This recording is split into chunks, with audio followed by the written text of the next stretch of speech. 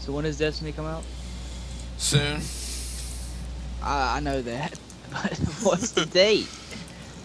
So I can get money ready. And I won't have no The fucking. 9th.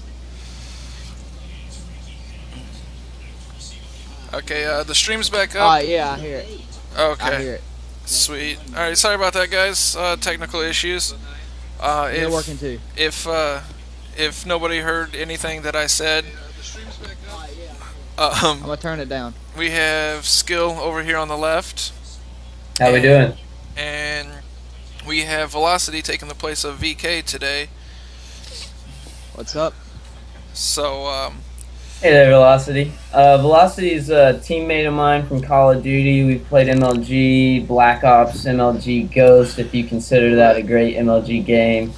Um, We're we'd like to do a yeah, of it all. he's the P to my OP. You know what I mean? Because we're overpowered.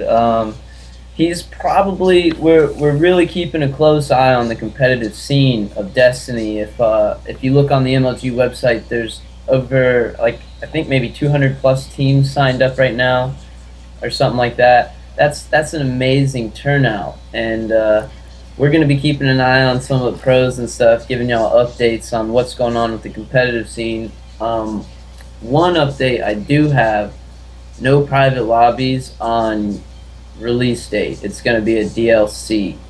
Oh, What did you guys think about that? I know it's disappointing, but then again, I also think it's giving us all a chance to really get an understanding for a game before we try to get into that competitive scene. Um, what do you guys think?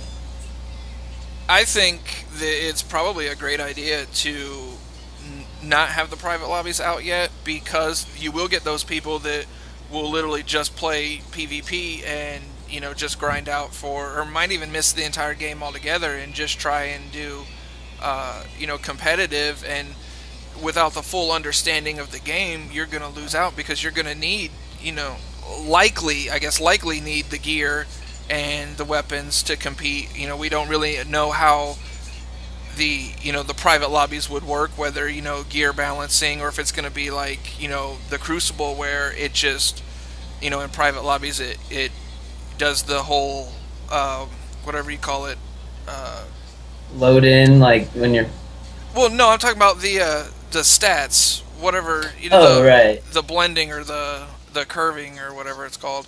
I would assume it would probably be done like the Crucible, where everybody is on a balanced armor and a balanced damage. And then it's just really how you set up your skills on whether you did a recovery build or an armor build or an agility build. You know what I mean?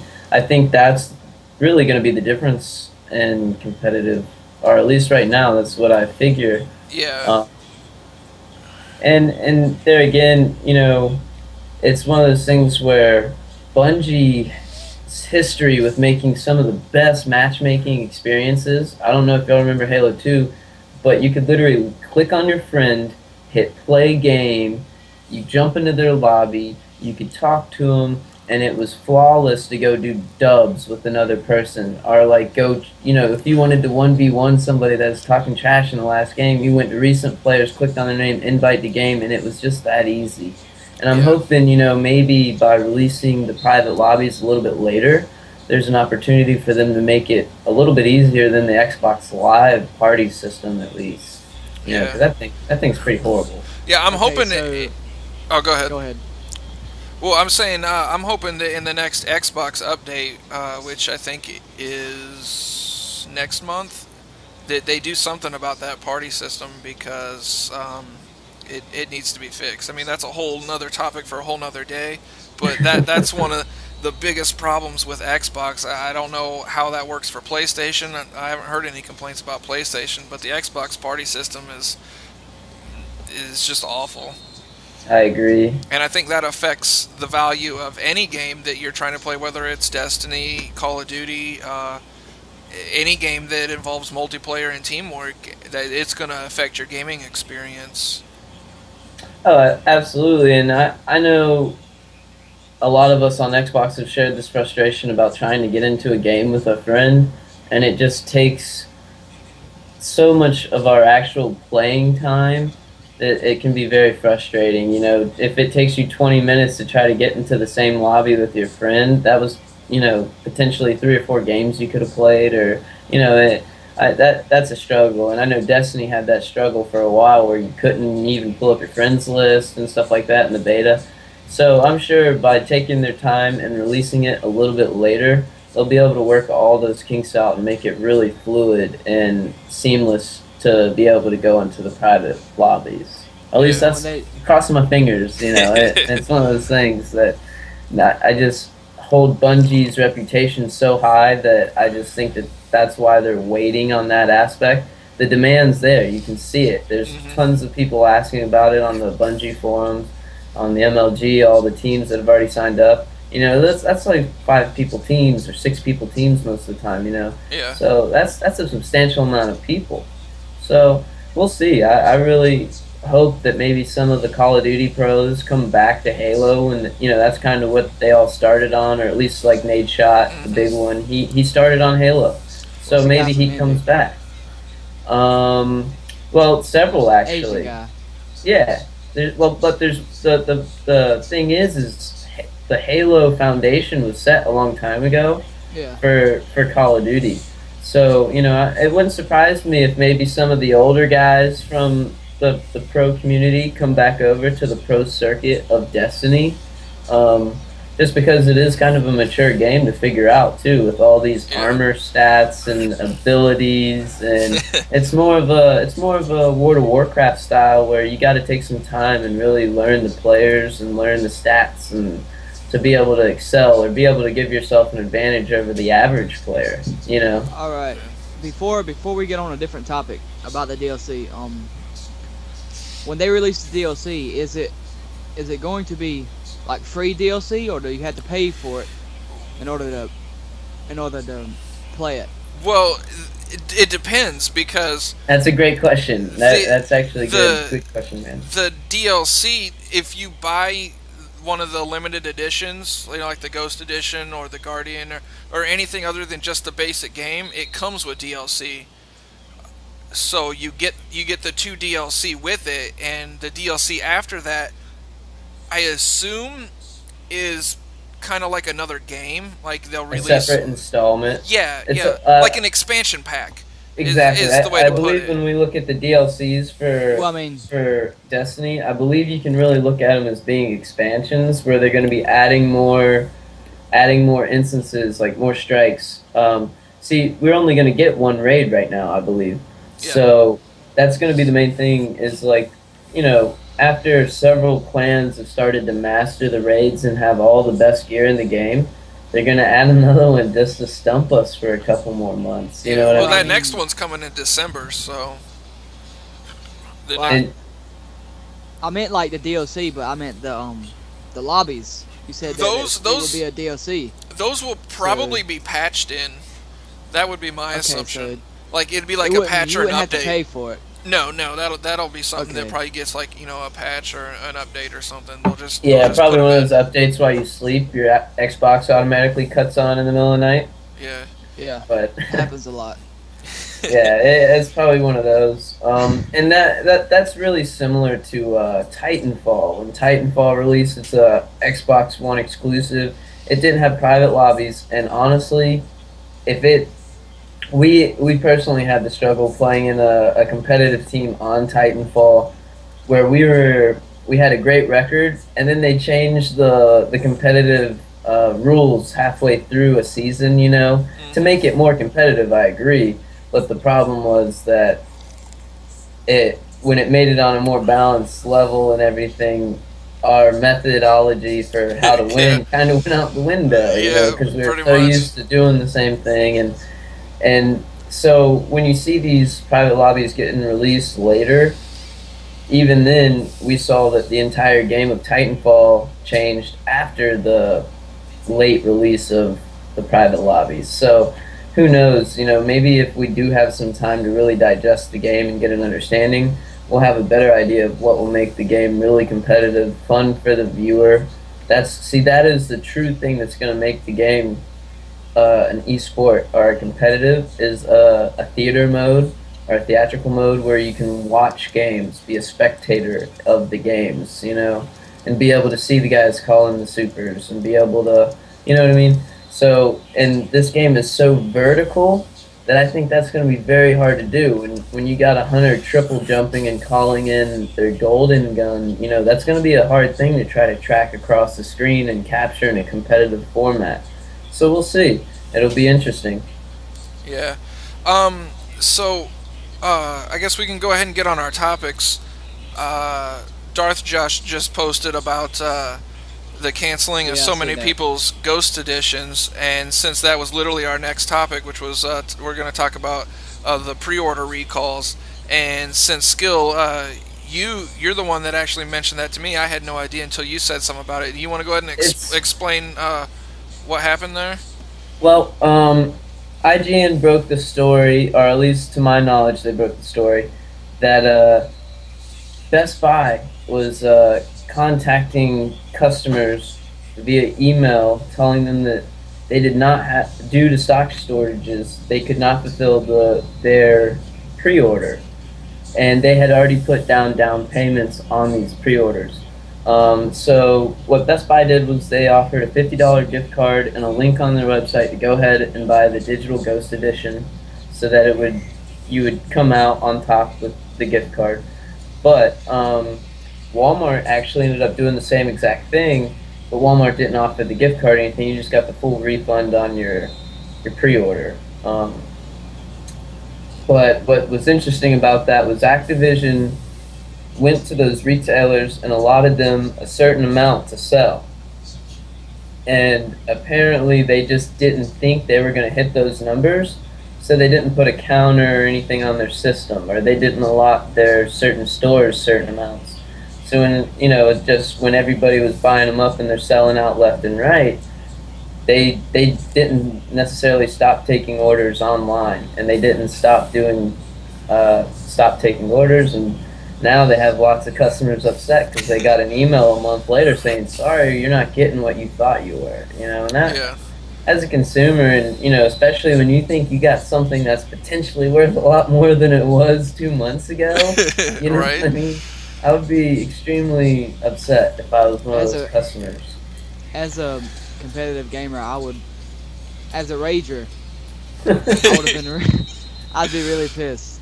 Oh yeah, that would really suck. Especially, I could if I got that email that said, "Oh, by the way, we fucked up. You're not getting your copy of the Destiny Ghost Edition." I would probably beat my dog. I'm not gonna lie. I would be that angry that I would just rage on somebody. I'd go to work and I would just fucking beat somebody for no reason because I was angry. This is how outrageous this has gotten, right? Mm-hmm. So copies of the Ghost Edition have been popping up on eBay. Yep. Right? And this is just me reporting what has been said. The highest sold Ghost Edition was $1,025 on eBay. And they're all valued around $400 right now. Yep. They're all selling for $400 or more, but the top selling one was $1,025. That is insane. Yeah, that's assuming that person actually paid the $1,000 for it, because it's sold, but who knows if they actually paid for it. Right. I can understand some eBay trolls just trying to make a story out there. Yeah, but still, it had, I think, 31 bids on it or something. I seen the picture, they took a picture of it, and it had 31 bids. So someone actually had to battle somebody to get this, and it had to have gotten up there, because you don't just post $1,000 and it. There's no way. There's a ton of demand for this product right now, right? Mm-hmm. Do you think Treyarch should release another edition of the Ghost Edition with more quantity? Because I would think that would really suck if you just bought a copy for $1,000 and then 3 months later they're releasing one for holiday times. You know what I mean? Oh yeah. I think Go ahead, guys. Go ahead, Harlan. I was just gonna say, yeah, I think they should because it really is. Well, let's say you didn't pay $1,000 on it. You know, there ain't that many copies. I'd be pissed if I did pay $1,000 on it. I wouldn't do that. Yeah. So Well, that's right, why I like said, if you just reserved it like normal and you got a copy, you kind of feel special right now. You know, Yeah. you got something that you know other people want. You know, and that's always kind of nice. And now Bungie was very, like Bungie is, they're very elusive. You know, but they said this is a limited edition, and we've heard that before from other companies, like, oh, limited edition, but it's like that limited number really is so huge that it would never actually run out. You know what I mean? And so they said this is truly a limited edition, and I don't think a lot of the people believed them. Well, you know, I think that's the problem. Is a lot of people did believe them, and that's why they sold out so fast. Is because in the weekly updates they stressed, like, no, seriously, Right. this is limited. Like, there's not going to be a lot of them.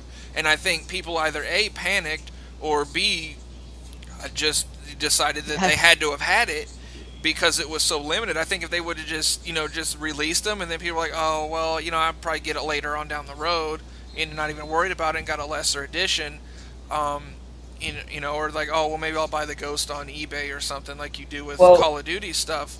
And I think that because they stressed that, hey, literally not everyone can get one, and then people, of course, freaked out.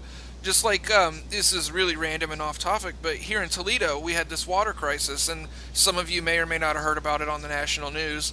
yeah. And, like, people freaked the fuck out over water. And it's like, most of you people don't even drink water in the first place and whatnot. So all the water in the stores were gone. You're talking carbonated water, cherry-flavored water, fucking toe jam-flavored water. It was all gone.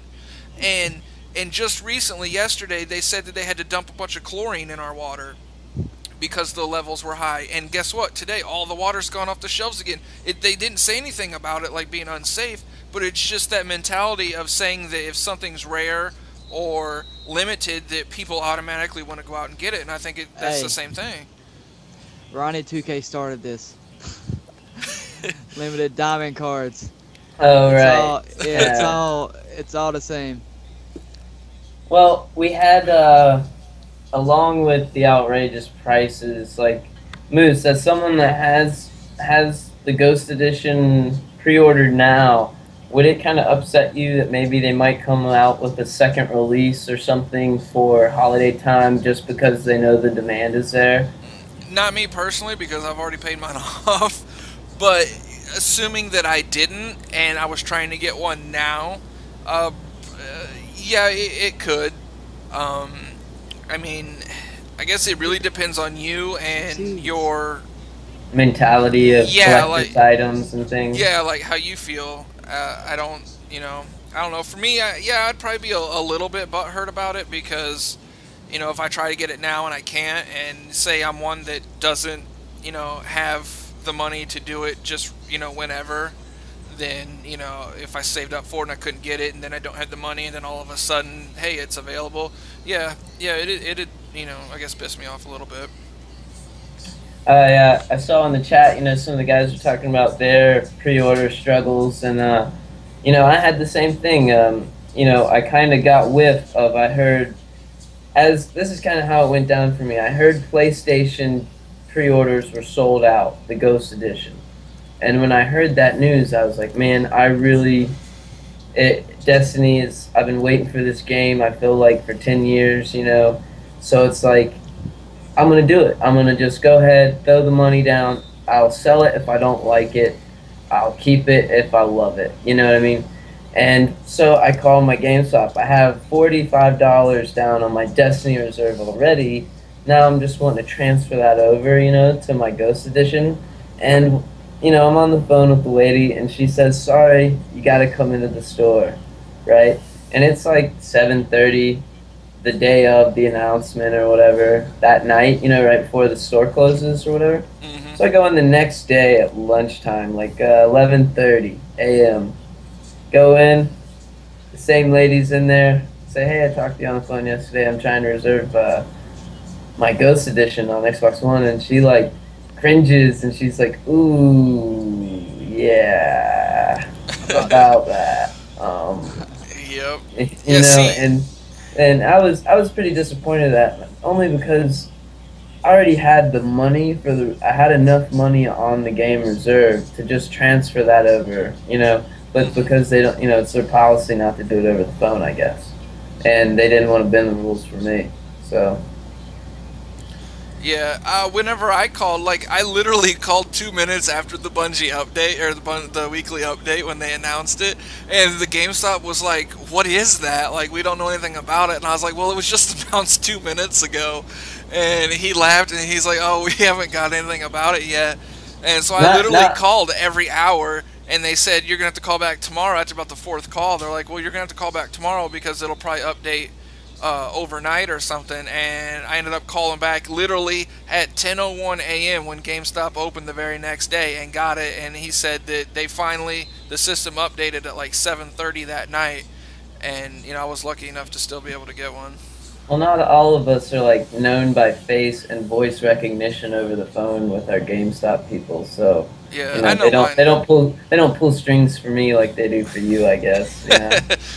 Yeah, well, I know my game. Oh, I mean, yeah, I know my GameStop guys. So everybody story, at GameStop down here, I know all of them. I went to school with them. I guess the story behind that is get to know your GameStop or GameStop employees well, you know. Or become a GameStop employee. Well, the next topic we wanted to hit was over Gamescom. The multiplayer game types were revealed, and this was really a great trailer they put out. You got my favorite part of this trailer is you get to see a Titan do like this Superman kick punch thing into the ground and take out a couple vehicles, and it truly, he was probably what? It seemed like he was 100 feet in the air. Right, that super mega fucking flying Superman fist. That was great. Like that. I haven't seen the trailer yet. Like, I'm a Warlock guy myself. That one super was like, oh man, I might need to be a Titan. Right. Let's see, I've gotten to the point where I'm gonna have 3 characters, and they're all gonna be awesome. So. Yeah, I figure I'm gonna have to play with all of them.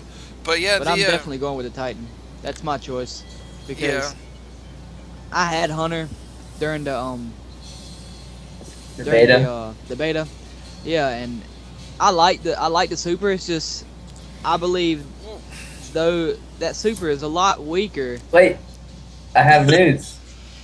They are gonna nerf. I heard they're nerfing hand cannons and the Hunter super. They're buffing hand cannons. Or yeah, buff. My bad. Yeah. So we don't know exactly what that means, but we have confirmed that the hand cannons are getting buffed. So maybe Bungie watched our stream last week, you know, and they heard everything that we had to say, and they're like, "Wow, these guys are great."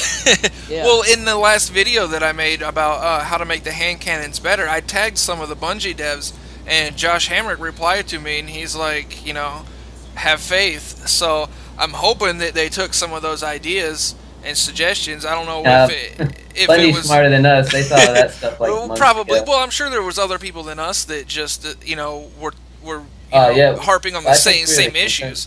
Yeah, I think it was a general community consensus on those issues needed to be fixed. But yeah, I'm glad to see that they're gonna fix them and make them I guess a viable option.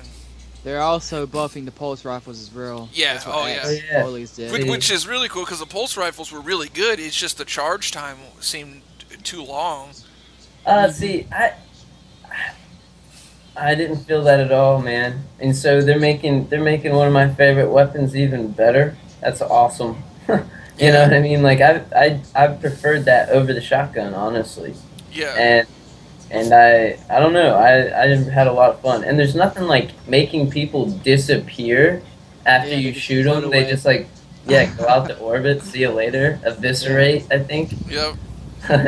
Yeah, but as far as, real quick, well, as far as, between, I guess, the Titan and the Hunter, like you were saying that the Hunter's ability was okay, Blade Dancer is going to be probably one of the most fucking badass Yeah, who doesn't want to supers. form up a phantom sword and go hack and slash? But that's not all you can do, though. I mean, you've got that, but then you've got other ones where you do where you kind of do like the Fist of Havoc, and you produce this AOE, arc lightning effect, as well. So you kind of get that same. Yeah, I did see that one. Yeah. And it, so like, I static, think, or the electricity went through people and damaged multiple people from different areas. Yeah, and then with the Titan, you have the Void. Was it the bubble? Yeah, the whatever the fuck the purple bubble is. We're just gonna call it the bubble. Yeah, I forget what it's called. But from the Defiant subclass, I believe. Yeah. But go ahead. Yeah, but and then there's add-ons to these, like for the Void Bubble or whatever it is. The team members who pass through it, depending on how much you have unlocked, will be granted buffs like armor buffs and special bonuses and stuff for being inside of it or just even passing through it. Which this on the same subject but kind of a little different. The Warlock subclass, it looks like it's going to be like a healer to me. You're going to be giving out buffs and bringing people's health up and whatnot. So I'm really looking forward to that team aspect. And, it's definitely going to be a major part in the raids just because they're going to make you use every part of the game to get through the Vault of Glass. It's just going to be crazy. Mercab said that it's the Ward of Dawn. Thank you for that. Thanks, Merc. Yeah. But the Void Bubble. Right? That fucking purple bubble, guys. But right. Yeah, what were we actually supposed to talk about? We were supposed to talk about the game modes. You're on the game modes. Game modes and okay, Iron Banner. So in the new video, they announced all the game modes, which I think we already got to see in the beta. Like they were there, they were just grayed out, if I'm not mistaken. Yes, yeah, you could see them, but with the trailer we get a little bit of gameplay with them. Which is funny because about with the Iron Banner. No, with all the game modes. When you went into the multiplayer. Right, Iron Banner would get unlocked when it was available. Mm-hmm. Yeah, but they had like different. Out. They had different when you went into the Iron Banner, there was different game modes in the Iron Banner also. Right. Yeah, and see, this is what they released. What those were within each game mode. Yeah. It's kind of, Iron Banner is like the Crucible, except gear matters. That's the difference between Iron Banner and Crucible. Right, and that was something we definitely didn't understand for the beta outright. So right now, we're averaging what it's doing is it's taking the lowest damage weapon in the group and the highest damage weapon in the group and bringing them to a medium, and that's what everybody uses in the Crucible. And the same with armor. The lowest armor person in the group, highest armor person in the group, they put it at a medium. And that's why you found guys like Flamesword was recommending a white 39 damage Gallant or something like that. And he said that was his favorite weapon for really close games. And everybody's like, are you kidding me? The Sidonia, you know what I mean? But what it was really doing was averaging that damage. And so he felt more comfortable using that one with the recoil and the rate of fire. And he found that that's what he liked to use. Iron Banner is not that. Iron Banner, you're going to have to go in there with your best gun, your best armor, the abilities that you need to have statted, and, really, Iron Banner is really going to be for the best of the best. Yeah, definitely. Okay, so Iron Banner, it pretty much is, they go by your equipment and everything else. And Crucible is just kind of dumbed down bubble shields type stuff. So Crucible will be the MLG proportion, pretty much, to make it even, I guess. If you talk MLG wise, I would think so, but then again, I don't know. They haven't really said anything about it. For MLG wise, I do think it's going to be on the Crucible area, but that's a can of worms that we're hoping that they can figure out in the amount of time that it takes for private lobbies to drop. Yeah. Only because there's going to be lots of the same weapons with abilities and extra grenades do extra damage. Your melee replenishes your grenade timer, things like that. That we got to figure out if that should be in a competitive setting. But I wouldn't mind if Bungie had some all-out, clan war type thing where guys with the best gear that they can get go in there and really see who's the best and who's got the best stuff. And I assume that's what the Iron Banner is going to be. And I've got a prediction that if you're good enough in Iron Banner, you might qualify for Silver Banner. And if you're good enough for Silver Banner, you might qualify for a Gold Banner, kind of like a league play system where cool. you could qualify for different things. I don't know. Maybe Silver, there's no idea there, but who knows? Yeah. So the different game modes are Skirmish, which is small team, it's 3v3. Multi-team, yeah. Yeah. So is it multi-team or is it just two teams of 3v3 or is I thought it was 3 teams of 3 playing against each other. That would be awesome. But there was like the all-out, killing, just going for the team slayer aspect. But there's also objective game types like Control and things like that. Yeah, and then there's Rumble, which is basically free for all. Free for all. Right. It's going to be my mode. If you hadn't seen the trailer, there was an amazing quadruple snipe in the trailer where somebody's just lined up, guys punching each other, and he just goes from 1 to 1 to 1, runs out of ammo and reloads. It was sick. Yep. But and then we have Salvage, which is you have to salvage relics and and kill everybody. And the funny thing about this game mode is I analyzed that trailer like it was a fucking terrorist video, and they did not drop too much salvage gameplay. It actually switched to Clash really fast, but I was able to note that in the beginning it shows the ghost scanning and it has the little ghost triangle emblem. And then there's a little icon at the bottom of the screen, like right there, and it was of something similar to Control, like a little icon. So my guess is that it's kind of like Control or maybe Hardpoint, where they're a relic spawns or they're in set locations, and you have to go over there and use your ghost to scan it. And the other team has to try and, I guess, kill you, and then your ghost disappears. And that'll be a really interesting game type for the Sparrow, to see how people can utilize their Sparrows to get to the relics before other people and whatnot on the maps that will have Sparrows. Yeah. I know there's a lot more small to mid-sized maps in Destiny than there are going to be super big ones. So that's what this. And I know as competitive, that's what we're really looking for, is the small, action-packed, intense games. You know what I mean? Yep. Watching people snipe people is fun, but the time in between those snipes can be kind of crappy sometimes. You know what I mean? I know a big map like Moon. I believe Moon was like. Moon was as big as they should go. They shouldn't go any bigger than that. Yeah. Well, that depends, because what if they could add a big team battle into this whole thing? That would be so epic to just see Nova bombs raining down from the sky at opposing teams, and I don't know. I would love to see a big team battle, especially since it is an MMORPG FPS type game. Yeah. Yeah. But I would love to be able to, you can run around with tons of people in the tower, so maybe one day we'll be able to run around on the moon with tons of people as well. Right.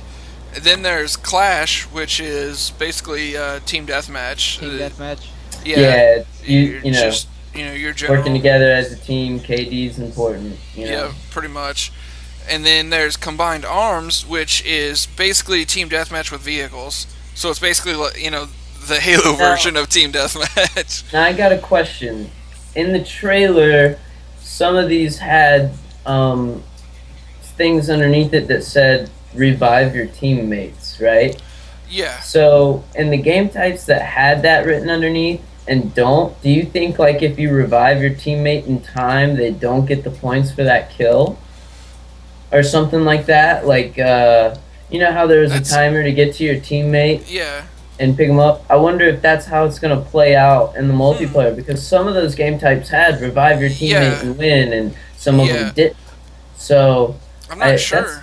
That's something we can kind of keep our eye on and give an update. But that brings the S&D from Yeah. Call of Duty kind of back into the Wait. Destiny world. Yeah, it'd be like SNR. Yeah, SNR. That. Yeah, that would Terrible. actually bring a whole new element to how you would play PvP in Destiny, because if you could revive your teammates and then they wouldn't get the kill, and if kills matter, even if kills don't matter, I would think that it would matter to some aspect whether you revive them or not, because if you revive them, I guess. Well, we see in competitive Call of Duty the respawn timer. So by reviving them, you might be able to not have a respawn timer for that death. You know what I mean? It'll be like more tactical. Right. And honestly, as a gamer that's growing older and seeing the professional Call of Duty, or some of the best people that play Call of Duty in games being like 17-year-old kids, that I feel like having games where strategy and knowledge can kind of beat reaction time sometimes is a great thing. And that's one of those things where I love to win, and so I might have to do some homework in order to beat those little kids, but if I know my armor set up and know how to gear my character correctly, I think I could have that advantage, Yeah. And then there's obviously Control, which is what everyone played the shit out of because it was the only thing available, which is basically like domination in, every other game. Control 2 out of the 3 nodes or areas. But it's different though, because it's not based on the kills you get with the flags. But not there's no timer allocated. Yeah, you don't get any points for holding the flag. You get points for killing people. That Flamesword come up with. Go ahead. And there was a video that Flamesword came out with, and it was between him and his Halo pros he plays Halo with, and with a couple other COD pros, and he did the whole video of not capping a flag and killing everybody. He had Slayers, and he did a whole video of not capping a flag, and they didn't cap one flag, and they still won. Wow, that's a lot of kills. Yeah, right. And everybody else had the whole other team had all of them. Yeah, so for every flag you get a multiplier for every kill. So when you have 3 flags, 1 kill is like 3 kills. So those guys had to be making up a lot. Well, it was Proofy, it was Clayster, it was Slayers, man. It was nothing. That's a good squad. Right. Yeah. We'll take them on though. Right. Big time. I'll take them on as long as they give us 3 flags, we got a shot. Yeah. That's funny. And then there's Iron Banner, which is what we just talked about, where your stats and your weapon stats, armor stats, and your skill actually matters.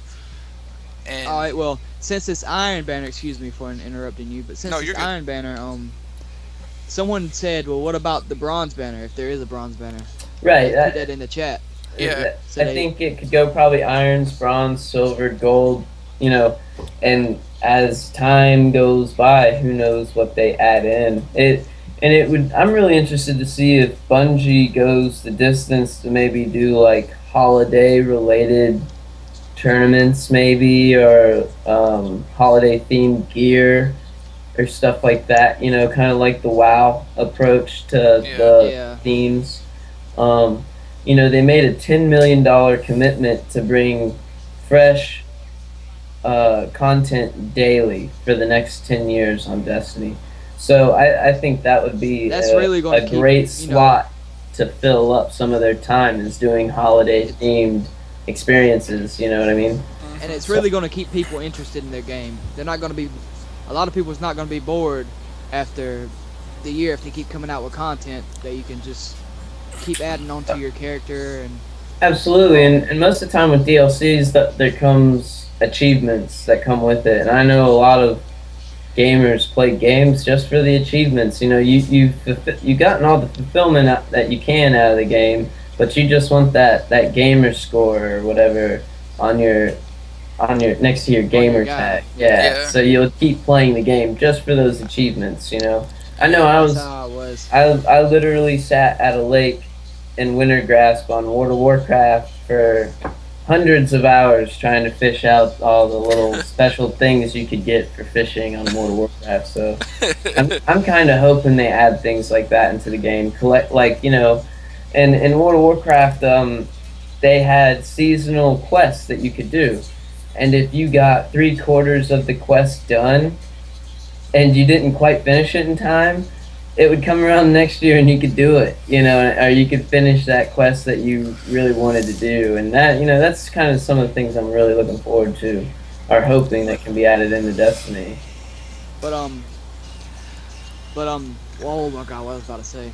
This is off topic, but I am definitely getting Diablo 3 tomorrow. Oh, really?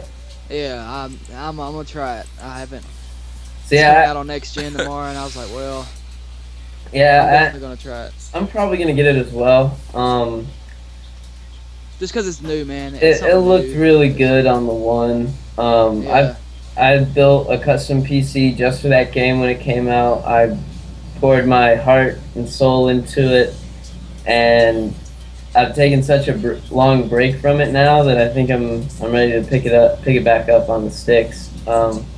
Here's a little interesting news. I know, once again, it's off topic, but World of Warcraft is coming out with another expansion. I believe you can go to level 100 now, but they're offering you something cool, right? For the first time, you can get what's called a boost and just start out at level 90. And you don't have to grind from 1 to the end levels anymore. You can just get a brand new level 90 character, and you only got to grind out 10 levels. Huh. So, I believe, World of Warcraft has got like 8 million subscribers right now or whatever that play consistently. So, we'll see if that brings some people back. I know they've been trying to, they'll send me 1 month free trials all the time just to try to get me hooked again. But I thought that was interesting. I think people that have never played World of Warcraft can hop in now and... That will, World of Warcraft is like Technocrack. I mean, once you start, it's hard to quit. It's one of those things where, really and truly, I think the only thing that makes people quit the game is the subscription fee. That's the only reason you justify it. The game's just that good. I know the childish graphics have gotten old over the last 10 years, but it's a great game, and the way I justified it was, it's $15 a month or whatever. I could be spending that on so much other stuff, but I still waste $15 a month on other crap now. So yeah, well, I guess we could get back on topic and talk about let's talk about the companion app and what you guys all want to or hope to see from that. They haven't really talked a whole lot about what to expect. But, I mean, I know we all have it. I have it on my tablet because they don't offer it on Windows Phone, which means I have to get a new phone.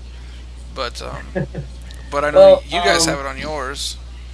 It runs pretty well on mine. I find myself using the companion app right now just to be looking for the Bungie updates, just so I can figure out what's going on at Bungie, any more new information that's being released.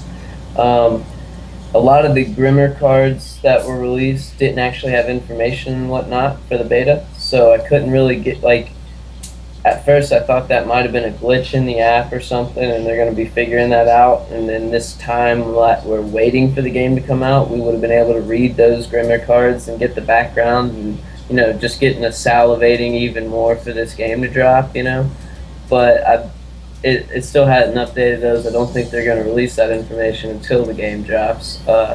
It does seem like it's a great avenue for maybe someone that isn't necessarily on the Bungie forums on the PC to still be active on the forums and find groups and clans and things like that.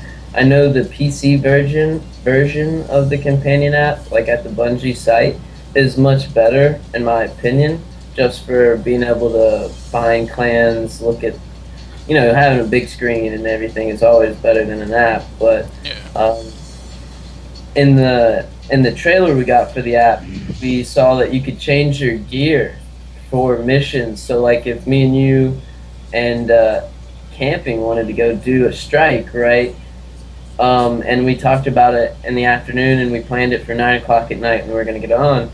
We could all set up our characters so that we had our pulse rifles with the right kind of elemental damage on them and whatnot for that particular mission. and then when we sign down to our characters, we should be able to just hop on and go run that mission without even having to do anything. I don't know. As somebody that we got a clan right now with several members, I find us still using our forum online and stuff more than actually using the companion app access to talk to your clanmates and stuff. Yeah. I still find that that's kind of not easy to use, and a lot of the times people don't use the app at the same time. Like, me and you might be on the computer a lot because we're on the computers a lot, but we're not necessarily on that app on our cell phone at the same time to actually converse back to one another. Yeah. It's more like a message board where you can just leave a message for the next time somebody gets on. Yeah, I think that also goes back to familiarity with with everybody, because everyone's so used to forums and things like that, where you can just get up, you type what you want, or respond to somebody when you want, and even though like you can do that on the companion app, it's just not something that you're used to doing. And right, and even with, because it's so new with Bungie itself, is that everyone built their websites and built their foundation on their clan websites and things like that. And then when Bungie tried to, I guess, I'm not gonna say cash in on it, because I don't want it to seem like they're trying to make money off it, because they're not. But when they tried to bring the community back to their site. Yeah, and I think that one, they probably should have done it a little bit sooner. Absolutely. And two, it makes it hard for a clan to be like, okay, well, our clan is set up here, because you have to have your clan set up through Bungie in order to get the achievements for the raids and the strikes and all that. Your clan your clan achievements and your clan tag and all that. And so it makes it like, well, people get confused, especially new members, like, well, do I comment here? Do I comment on the website? Some people have like a website, a Facebook, and that, and trying to keep up on all of it, it can get very tedious.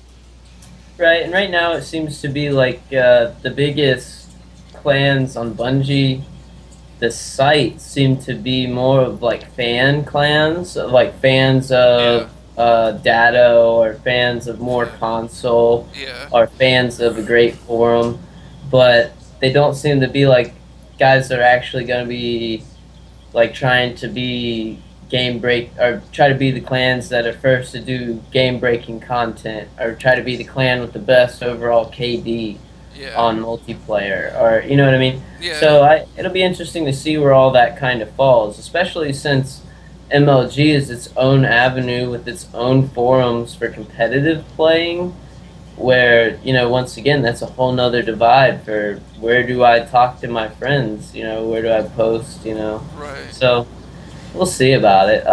I do like the fact that I can be sitting on the toilet and go look at my Warlock and change his guns around and stuff. That's awesome. Having it on the app gives you another reason to. You're playing the game even when you're not playing the game, essentially. Right. You still stay connected to your game, and I'm gonna like that as well. Where you can, if you're sitting there, like for me, I work security, so I sit in an office all day, and I don't really do that much. That's why I'm fat. And so I can sit there on my phone, and presumably my phone, if I get something other than a Windows phone.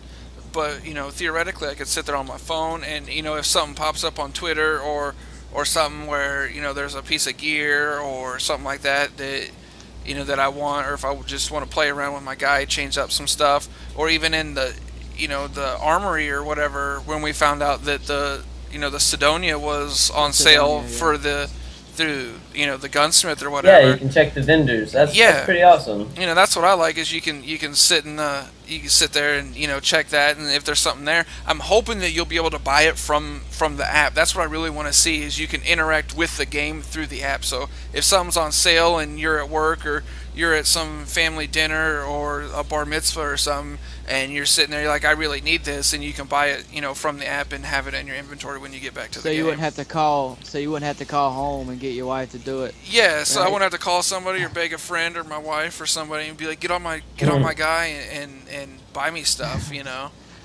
And somebody fucks up, man, and buys the wrong thing, and then I have to go stab somebody, and I'll be on the news. Guy stabs friend over Destiny inventory bought wrong. Oh, That's just the name of the game. I'm sorry. Right. But but yeah, those are the things that I'd like to see in it. And since we're getting close to our 1 hour, I want to go ahead and mention that I meant to mention this in the beginning, but I forgot that some of you probably already know this, but a lot of you probably don't. I'm working on trying to set the Guinness World Record for longest ARPG marathon, which is action role-playing game. Guinness World Records did approve Destiny as that game for that category, whether they're actually that game category or not. I specifically asked because when I first sent it in, I asked, for longest game marathon playing the game of Destiny, and I linked them to Bungie's site and everything, and they approved it for action role playing game. And then I replied back to them saying, "Is Destiny okay for this? Does Destiny qualify?" And again, I sent them the links to everything about Destiny, and they said yes, it qualifies as an action role playing game. And I was like, okay, cool. And so far, the only thing holding me back from doing this is finding a venue, because I can't do it from my home. Like, I'm just, Skyping now. I can't do the live stream, and constant live stream, because they said that that's not acceptable. You can't do it at GameStop either, can you? You've asked them? I've asked and I haven't heard anything back. I've asked. We're waiting for an email. Yeah, pretty much. I've asked GameStop. I've asked the Toledo Police Department. I've asked 2 or 3 news stations. I've asked a couple radio stations, and so far I'm just basically waiting on a yes or a no back. So that's the only thing holding me back, because I need two witnesses at all times. So there's got to be me plus 2 people at all times, and then there's other stuff that goes into it, log books that I have to do. You ever thought about? There is no current record. Well, Merc asked just what the current record is, and there isn't one. They said that I have to do at least 24 hours, so my goal is 36. Alright, so you ever thought about thinking about stuff like events like Gamescom? Since it's based on gaming, you can have like a section. You ever maybe thought doing about it that? at an event. That would be a great idea. Maybe. Yeah, I was hoping to do it once the game came out. Because I did take a week off of work. I took a vacation, and that was the time that I'd planned on doing it. Now, I could do it whenever, because I can adjust my work schedule accordingly. But well, like you said, there'll be more people at an event. Anybody could. Right, and that's honestly something that I could probably look into. Yeah, events last probably a good 3 days. Yeah. So it's. Regardless about how it goes. We're definitely going to be streaming release night, probably a majority of a 24-hour stream straight. I know me and Moose are both going to be going at least 24 hours straight after release night. Yep. If I don't have a job, I will be streaming. Well, don't try and find a job and just stream anyway. We should just stream for our jobs. Sounds good to me. Well, and see, the thing is I'm trying to raise money for the Extra Life charity. It's gaming for kids, and I know a lot of other Prime Guard does it, and a few other people do it as well, and it's a really cool charity. It's just basically you play video games and raise money for kids in need for your area. Like for me, I'm doing it for the Children's Mercy Hospitals of Ohio. So I'm gonna put that in there as part of the record or the stream event or whatever. So that's gonna be something that I'm gonna look forward to do. Did it last year, and it was really cool, and had a good time with it. But gaming for a good cause, Right? It's like so every time your wife says it's a waste of time, you can say no. Yeah, exactly. It's like I'm gonna play the game anyway, so why not try and raise money for kids who want to play games too but can't. Right. It's a good cause. So hopefully we'll get something good with that. But you guys got anything you want to add? Yeah, we're right there at the top of the hour, I reckon, or bottom of the hour. I do not, but I would like, for the 13 people that's watching, ask them for, questions. Yeah, we got a few minutes. Actually, somebody, let me scroll back up here a minute. There were some people up there talking about they wanted to see some titties, and mine aren't exactly the best to show, but somebody yeah, we're not Axel, into sorry. Axel Foley Jr. was talking about Trials of Osiris, and I personally don't know anything about it. Like, I just learned it in the chat from him. But he said, like, you had to be level 20 and find special Osiris coins to enter, and it's 3v3, and if you lose 3 times, you have to find the coins again. See, along with that, reputation grinds won't even start till level 20. So, like, all the faction grinding, you can't even do that until level 20. At least in the beta, to buy the tabard, to wear, to gain reputation within that faction, you had to be level 20 to buy it. So, it seems to me, and Osiris was one of the people, one of the factions, like, is all about Osiris and believes in Osiris. I believe that's the faction that wants to stay on Earth and thinks that Earth is, we can rebuild it to its old glory. And so to me it seems like that's just another one of those small parts of Destiny that's going to keep you playing for a long time. You know what I mean? And who knows, like, what if you can maybe collect those marks before you even get to level 20, and then you have several marks to use right off the bat to go in there as a noob and get your butt kicked, and then you got to go back out and search the desert and Mars, you know. And I don't know if any of y'all saw the Mars gameplay, but it was epic. It was a beautiful scene. Yeah. Merc's saying that the Osiris thing has its own special map that's only playable in that game type. He says that he thinks it's on Mercury, so that should be interesting. I think we're gonna have to look into that, and maybe we can talk do about an update next week. Yeah, talk about it on next week, because that really seems interesting, and I honestly had no idea about it. So he posted Maybe the link PK too. Will be stop partying. Yeah. Next week. Axel Foley says it's called the Burning Shrine, so we'll have to look into that. So I appreciate that, and we'll definitely talk about that next week. But that's all I have. If you guys have anything else you want to talk about real quick. I'm pretty good. Just want to say thank you to the guys in the chat, Merc, Axel, Lob, all you guys. Thanks for. We'll definitely be back next Sunday. We may or may not have VK. It depends on if he if class starts.